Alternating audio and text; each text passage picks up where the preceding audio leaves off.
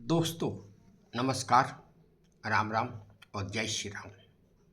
मैं हूं अश्विनी मगोत्रा और आप देख रहे हैं अपना पसंदीदा चैनल जम्मूतरकश। दोस्तों, आज के इस वीडियो में मैं क्राइम अगेंस्ट वुमेन पर ये मेरा दूसरा भाग है। पिछले भाग में मैंने आपको 5 कारण तो गिनाए थे, अब उसके आगे भी चलता हूँ। छठा कारण है शराब और नशीली चीज़ों का सेवन। अपराधों के समय तो नशीली चीज़ों का सेवन या उपयोग एक आम बात है, क्योंकि नशे की हालत में आदमी, जब कोई भी हो, अपराधी हो या नॉर्मल इंसान भी हो, अपने ऊपर काबू नहीं रख पाता। उसको अपनी समझ ही नहीं होती और वो नशे में होता है और वो अपराध को कर बैठता है। सातवां कारण है गरीबी और बेरोजगारी। आर्थिक असमानता और बेरोजगारी भी अपराध को बढ़ावा ही देती है। जी, मैंने आपको पहले अपने पिछले वीडियो में भी बताया था इसके बारे में, जब मैंने ये वीडियो बनाया था कि why the crimes are there if laws there. और महिलाओं को कमज़ोर समझकर उनके साथ अपराध किए जाते हैं। आठवां कारण है महिलाओं की आवाज़ को दबाना। महिलाओं के खिलाफ हिंसा का उद्देश्य तो सिर्फ और सिर्फ उनकी स्वतंत्रता और आवाज़ को दबाना होता है। और अब लास्ट में, यानी कि 9वां कारण, जो मेरे विचार, जो मेरे दिमाग के मुताबिक है, वो है सही सेक्स एजुकेशन का अभाव। यौन शिक्षा की कमी से समाज में एक विकृत मानसिकता पनपती है और यौन हिंसा और उत्पीड़न को सामान्य बना दिया जाता है।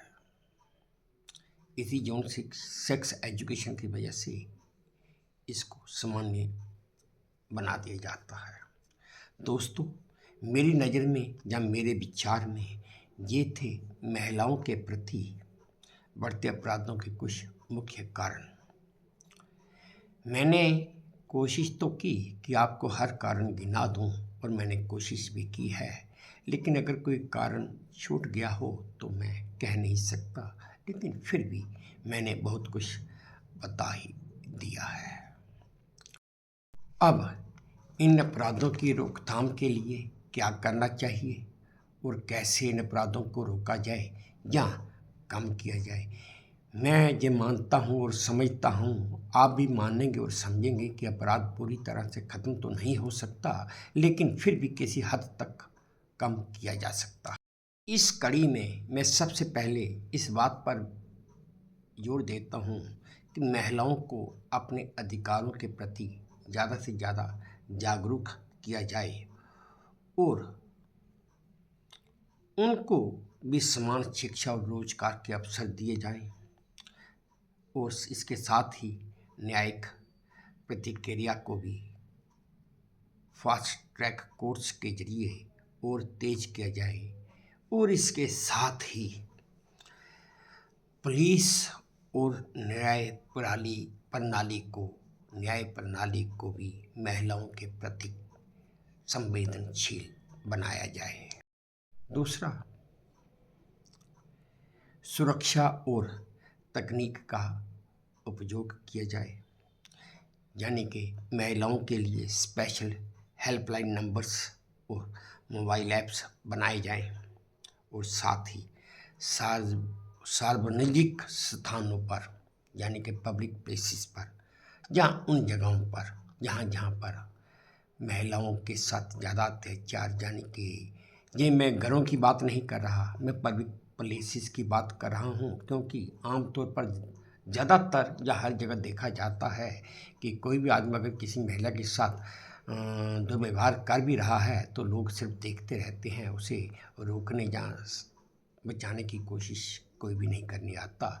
ऐसी जगहों पर अगर ज़्यादा से ज़्यादा सीसीटीवी कैमरे लगा दिए जाएं और साथ में इन जगहों पर 24 घंटे लाइट का इंतजाम हो ताकि वहाँ पे अंधेरा ना हो पाए, इससे भी अपराध करने वाले को थोड़ी दहशत तो रहेगी कि भाई मेरा चेहरा कैमरे में कैद हो जाएगा।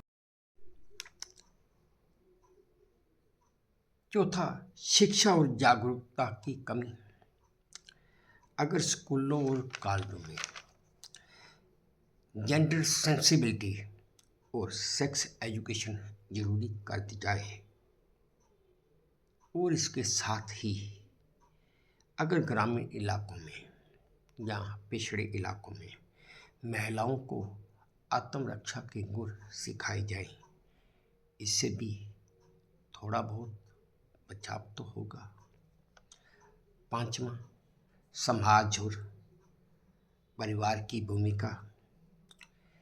पितृसत्तात्मक सोच को बदलना होगा और इसके लिए हर घर में जागरूकता फैलाई जाए और महिलाओं को भी समाज में और परिवार में बराबरी का दर्जा दिया जाए।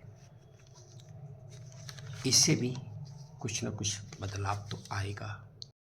अब छठा पॉइंट जो मेरे दिमाग में आता है वो ये है, अगर नशे और अन्य सामाजिक बुराइयों पर नियंत्रण किया जाए, यानी कि शराब और नशीली वस्तुओं पर अगर ज़्यादा से ज़्यादा सख्ती की जाए और साथ ही, क्योंकि शराब और नशा लोग तो चोरी छपे करते ही हैं, लेकिन अगर इसके लिए ज़्यादा से ज़्यादा नशा मुक्ति केंद्रों का विस्तार किया जाए और अच्छी तरह से जागरूकता फैलाई जाए। सातवां, साइबर सुरक्षा को मजबूत किया जाए। साइबर क्राइम के मामले में अगर तेजी से कार्रवाई की जाए और महिलाओं को डिजिटल प्लेटफॉर्म पर सुरक्षित रखने के उपायों पर ध्यान दिया जाए।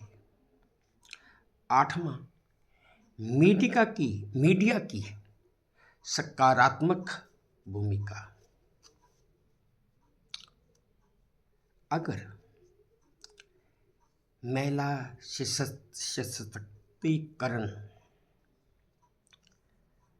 पर सकारात्मक और प्रेरणादायक सामग्री का प्रॉपर प्रसार और सोशल मीडिया प्लेटफॉर्म्स पर किया जाए और साथ ही अश्लील सामग्री पर पूरी तरह से रोक लगाई जाए, इससे महिलाओं के प्रति अपराध में बहुत ज़्यादा कमी आएगी। और लास्ट में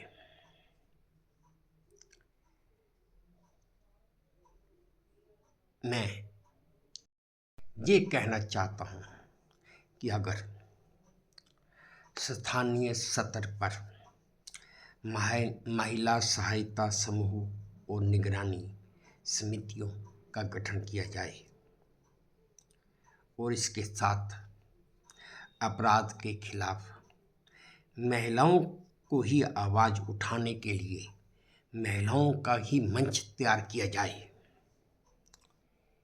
इससे तो आप सभी सहमत हो जाएंगे कि महिलाओं के प्रति अपराध में बहुत जल्दी और बड़े भारी कमी भी आएगी। एक बात और मैं कहना चाहता हूँ वो ये कि महिलाओं के खिलाफ अपराध रोकने के लिए समाज को भी एकजुट होना होगा और कोई माने या न माने, पर मेरा मानना है कि शिक्षा कानून और जागरूकता के माध्यम से इस समस्या का समाधान पूरी तरह से तो नहीं, लेकिन बहुत ज़्यादा हद तक संभव भी है और संभव हो भी सकता है। दोस्तों, ये थे मेरे विचार जो मैंने अपने इस दूसरे भाग में पेश किए। हाँ, वीडियो को लंबा ना खींचते हुए मैं आज इसको यहीं पे विराम लगाता हूँ। आखिर में फिर आपसे प्रार्थना कि अगर आपको मेरे ये विचार या ये मेरी सोच आपको पसंद आई हुई हो तो प्लीज़ मेरे इस चैनल को सब्सक्राइब भी कीजिए, लाइक भी कीजिए और अपने दोस्तों के साथ शेयर भी कीजिए। और हाँ, अपने कमेंट मुझे देना ना भूलिए। धन्यवाद।